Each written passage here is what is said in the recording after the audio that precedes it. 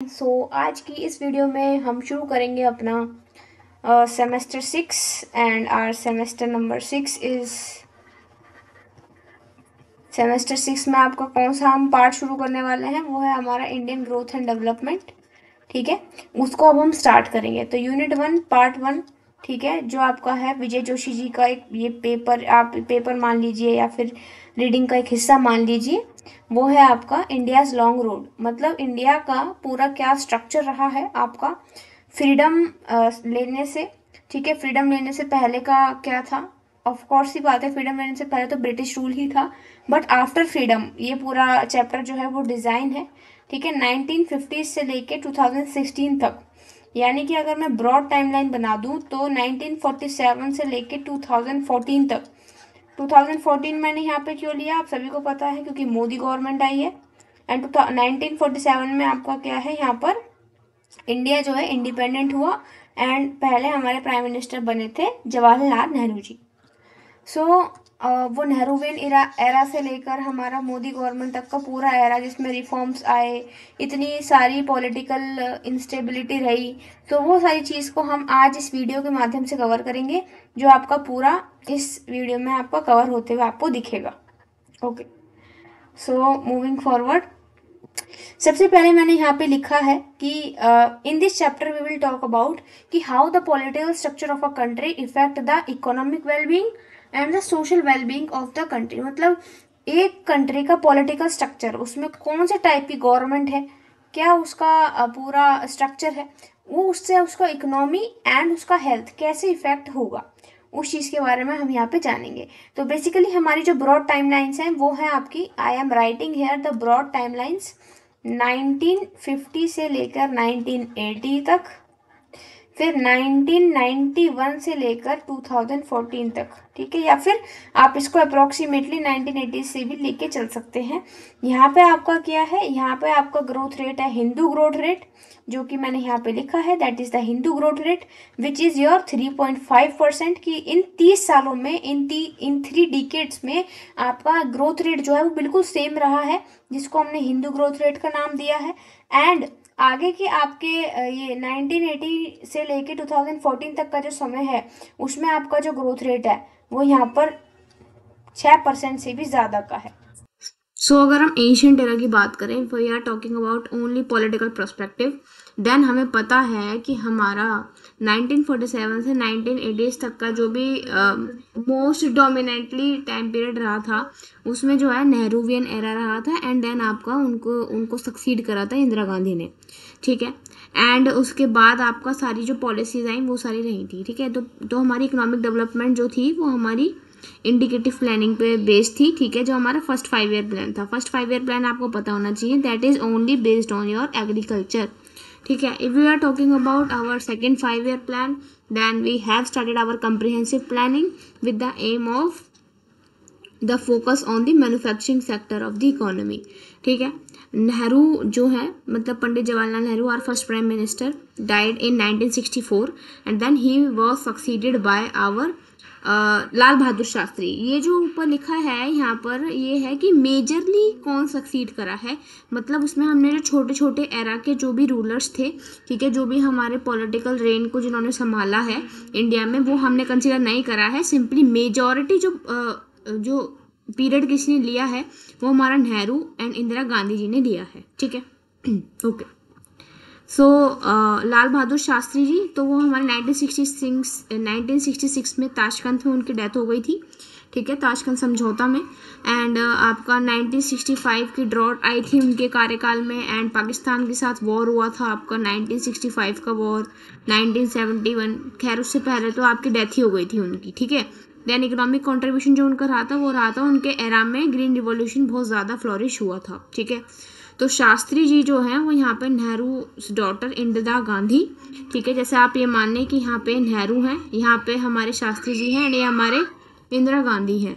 ठीक है, सो मतलब मेजॉरिटी जो रूल रहे वो हमारे नेहरू एंड यहाँ पर इंदिरा गांधी रही, क्योंकि शास्त्री जी के बारे में उतना कोई कहता नहीं है। ठीक है, also due to their small ruling reign, and also due to the thing कि हाँ यहाँ पर मतलब मेजॉरिटी जो चीज़ें हैं वो गांधी जी एंड नेहरू की एंड इंदिरा गांधी जी की देखने के लिए मिलती है, ठीक है, बुक्स में भी। तो इसलिए यहाँ पे बुक्स की पर्सपेक्टिव से बात कर रहे हैं, यहाँ पे कंट्रीब्यूशन के पर्सपेक्टिव से बात नहीं कर रहे।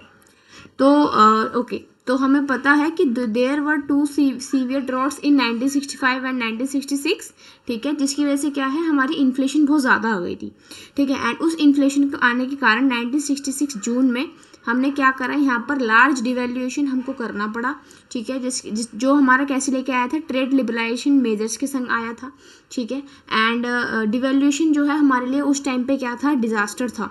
क्यों था, क्योंकि यहाँ पर हमारी जो इन्फ्लेशन है वो राइज हो गई थी, रिसेशन बहुत ज़्यादा आ गई थी, ठीक है, एंड फिस्कल स्क्वीज हो गया था, ठीक। अब हमारी अगर इन्फ्लेशन बढ़ रही है तो आपका देश में मनी सप्लाई को मनी जो आपका क्या था, यहाँ पे हमारी डिमांड जो है, डिमांड पे कंस्टेंट आ गए थे, एग्रीगेट डिमांड ही डेवलप नहीं हो रही थी। तो उसको डेवलप करने के लिए इंदिरा गांधी ने क्या करा, हमारा यहाँ पर लिबरलाइजेशन मेजर्स को हमारा टर्न ऑन किया एंड पॉपुलिस्ट सोशलिस्ट डायरेक्शन में उनको ले गई, ठीक है। मतलब लिबरलाइजेशन करा उन्होंने, प्राइवेट जो हमारी थी, ठीक है, प्राइवेट कंपनीज, प्राइवेट एंटरप्राइजेस, तो उनको थोड़ा सा यहाँ पर रिलैक्सेशन देना स्टार्ट करा ताकि वो यहाँ पर एफिशिएंटली वर्क करके अपनी कंट्री में डिमांड क्रिएट कर सके। और जब सब सही हो गया, जब उनको विक्ट्री सी मिल गई इस सब चीज़ों को करके 1971 में, उन्होंने दोबारा से वो यहाँ पर सेंट्रल और कमांड कंट्रोल मेथड का यूज़ किया, जिसमें उन्होंने जो लिबरलाइजेशन की जो रिस्ट्रिक्शंस लूज करी थी पहले प्राइवेट इंटरप्राइजेस पे, वो अब दोबारा से हमारी इम्पोज हो गई थी,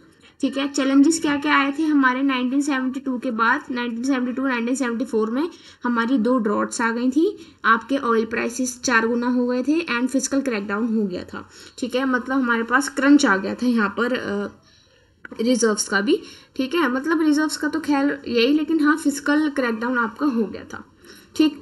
सो इसलिए ही हमारी जो इंदिरा गांधी हैं, उन्होंने क्या करा, due to the danger of their democracy, in the name of the danger of the democracy, उन्होंने बोला कि डेमोक्रेसी जो है, लोकतंत्र जो है, वो यहाँ पे डेंजर में है, तो इसलिए हम यहाँ पे नेशनल इमरजेंसी इम्पोज कर रहे हैं, ठीक है। तो national emergency of 1975 was imposed by Indira Gandhi, ठीक है। तो ये जो चीज़ हुई थी वो इसलिए हुई थी क्योंकि उनको यहाँ पर ऐसा हुआ था कि उनको इलेक्शंस का डर था कि वो लूज़ कर देंगे, तो इसलिए उन्होंने डेमोक्रेसी के नाम पे, उनको ऐसा एलिगेशंस लग रहे थे कि हाँ, उन्होंने ईवीएम मशीन्स और इन सब चीज़ों में घोटाले करे हैं, तो इस वजह से यहाँ पर उन्होंने नेशनल डेमोक्रेसी के चैलेंज में एक आर्ग्यूमेंट देते हुए उन्होंने नेशनल इमरजेंसी जो है वो यहाँ पर इम्पोज करी। 1977 में इंदिरा गांधी डिफीट हुई, ठीक है, and coalition government of Janata party came into government. लेकिन 1979 में आपका क्या हुआ, दोबारा से ड्रॉट आई, दोबारा से इन्फ्लेशन बढ़ गई, ऑयल प्राइसेस बड़े हो गए, ऑयल प्राइसेस बहुत ज़्यादा शूट कर गए, तो इस वजह से क्या है कि जनता पार्टी जो है वो स्प्लिट हो गई एंड इंदिरा गांधी दोबारा 1979 के इलेक्शंस में आ गई 2 साल बाद। 1977 में वो डिफीट हो गई थी, ठीक है, एंड 1979 में दोबारा वो आ गई थी।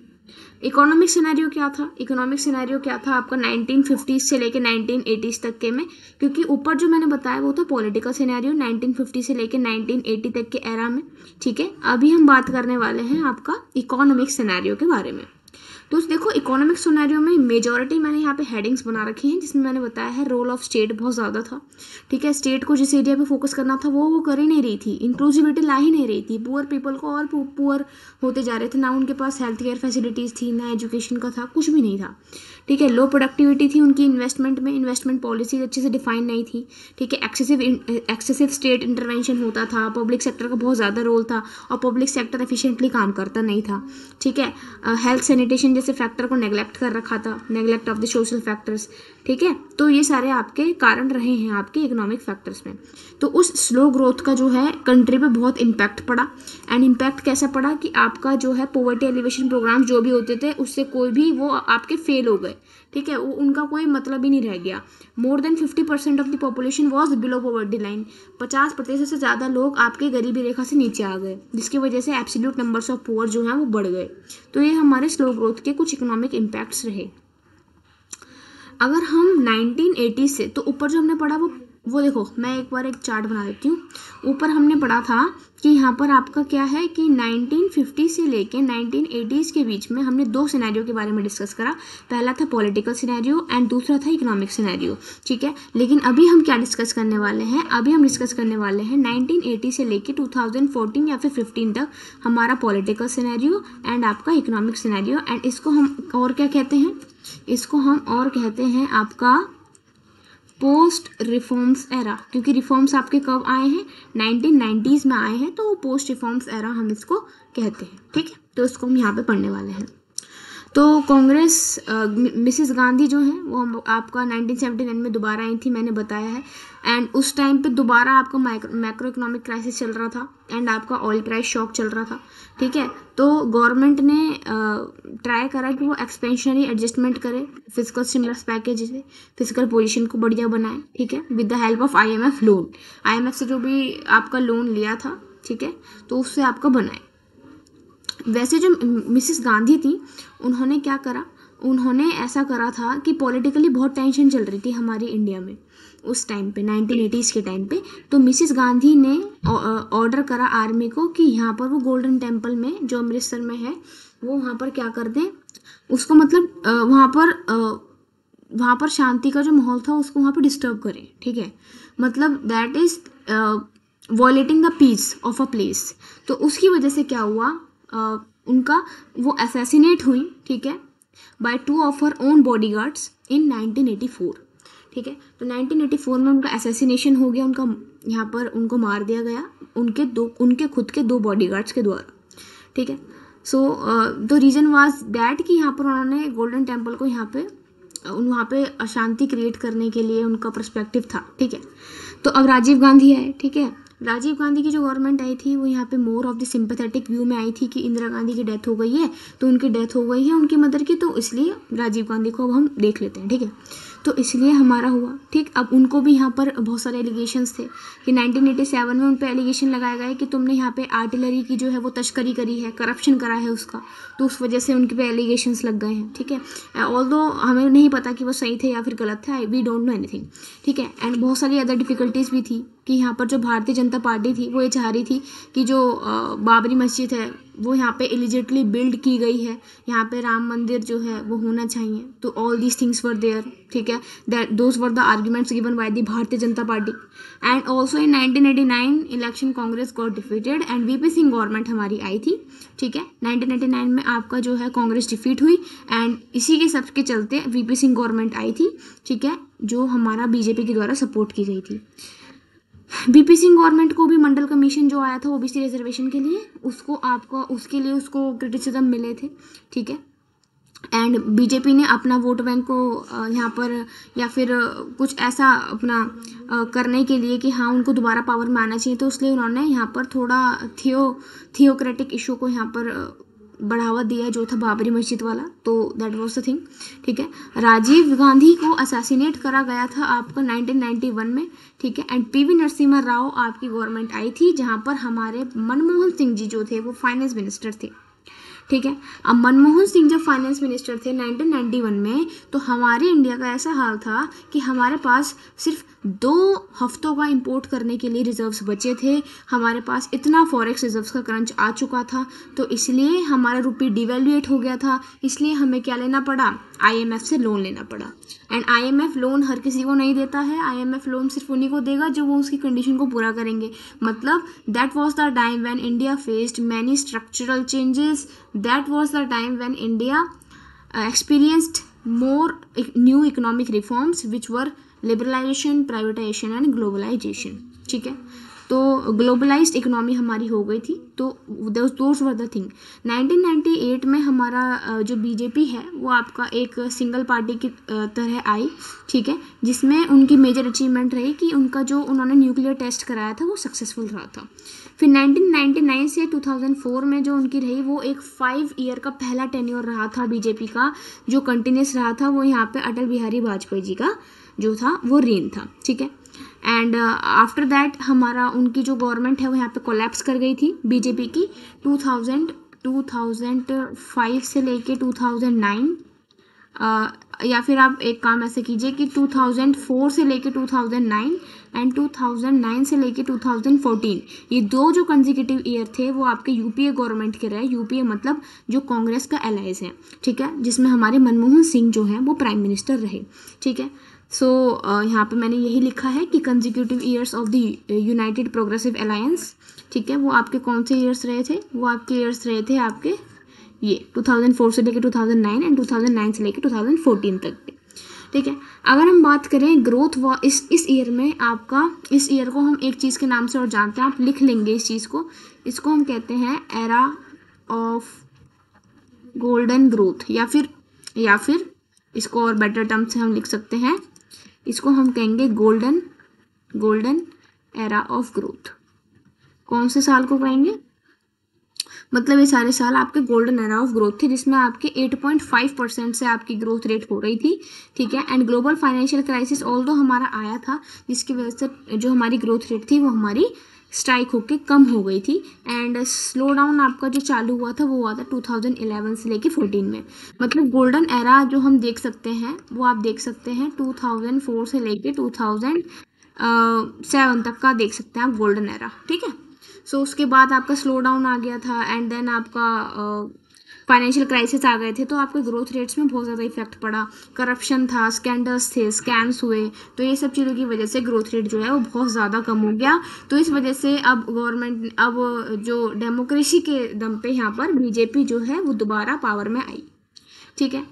तो ये सब चीज़ें आपकी थी, तो ये आपके सारी चीज़ें हैं। अब हाँ, एक चीज़ और, जब 1991 के रिफॉर्म्स आए थे तो हमने जो रिफॉर्म्स हैं उनको अडॉप्ट करने में सोवियत यूनियन चाहती थी कि हम यहाँ पर लिबरलाइज, प्राइवेटाइजेशन, ग्लोबलाइजेशन, ये सब चीज़ें सोवियत यूनियन का मॉडल नहीं था, उनका सोशलिस्ट मॉडल था, ठीक है। लेकिन हम यहाँ पे कर रहे थे, हम मार्केट इकोनॉमी की तरफ शिफ्ट करना चाह रहे थे 1991 के रिफॉर्म्स में।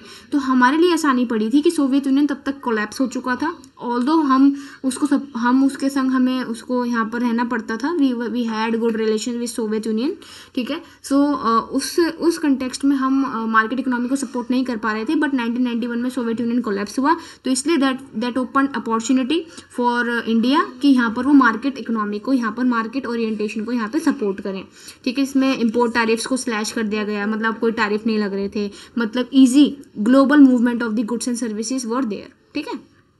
तो ये चीज़ें हम देख सकते हैं।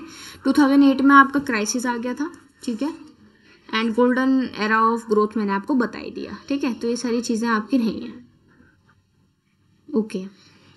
स्लो डाउन क्यों हुआ था, स्लो डाउन के रीजंस क्या है, प्रॉक्सिमिटी कारण क्या थे।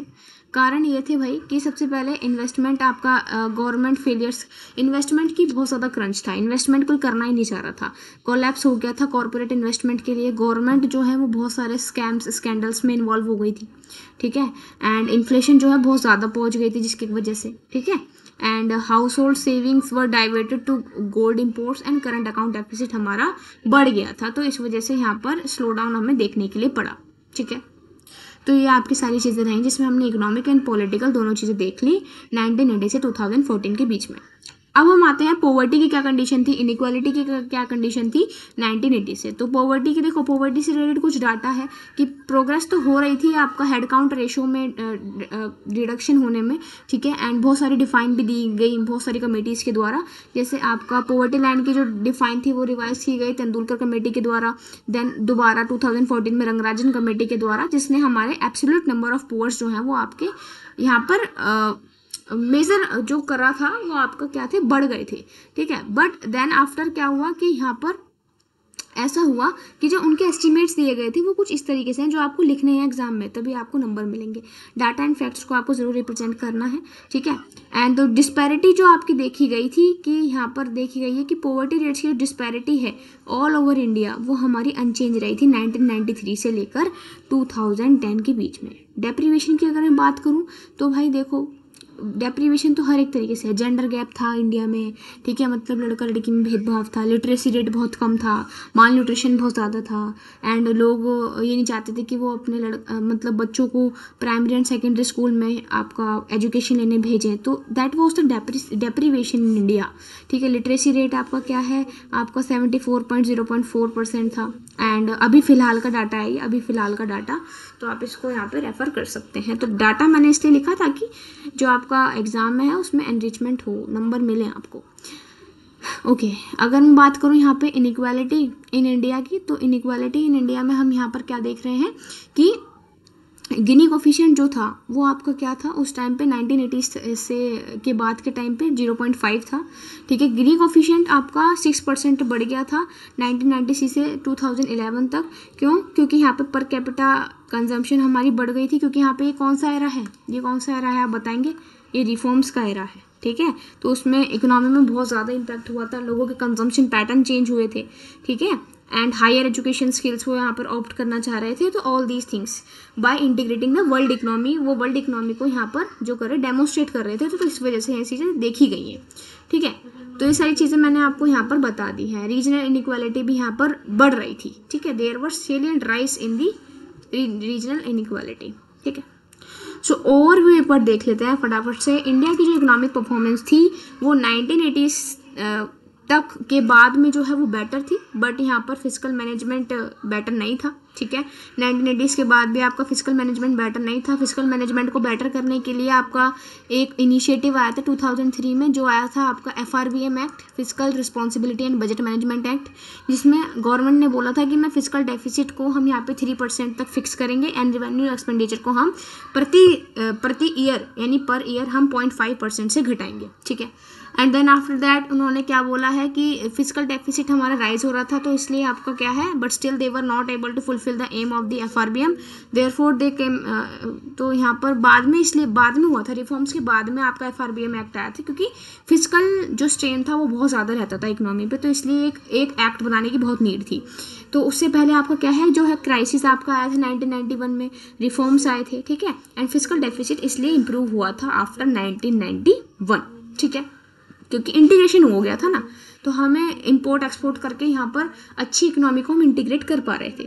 सर्टेन चैलेंजेस आए थे, जैसे पॉलिटिकल इंस्टेबिलिटी आ रही थी, इमरजेंसी आई थी 1975 में, इकोनॉमिक ब्रेकडाउन हुआ, क्राइसिस आया, वॉर्स हुए, फेमाइंस हुई, बट उसको इंडिया ने अच्छी तरीके से सूटेबल मेजर्स से रिप्लेनिश किया। ऑल्दो बहुत सारे मेजर्स कुछ खिलाफ भी थे, कुछ अच्छी तरीके से लिए भी नहीं गए, ठीक है, कुछ टाइम के क्रंच में लिए गए, बट जो भी लिए गए उसको रिप्लेनिश किया विद टाइम इंडिया ने, ठीक है, even after so many fluctuations, चाहे वो पॉलिटिकल हो चाहे वो इकोनॉमिक हो। सो यहाँ आपका ये पूरा जो यूनिट 1 का चैप्टर 1 है, यूनिट 1 का पार्ट 1 है, वो यहाँ पे ख़त्म होता है, ठीक है। एंड इसके नोट्स आपको मेरे टेलीग्राम चैनल पे मिल जाएंगे, आप वहाँ पे जाके इनको एक्सेस कर सकते हैं। एंड अगेन ये तो पूरा बस यूनिट 1 के पार्ट 1 के ही नोट्स हैं। अगर आपको पूरे यहाँ पर development, Indian growth and development के नोट्स चाहिए, सो आप गिवन व्हाट्सएप नंबर पर व्हाट्सएप करेंगे, आपको वहाँ पर जाके उसकी एक्सेस मिल जाएगी। सो share this video your friends and subscribe my channel for this type of videos.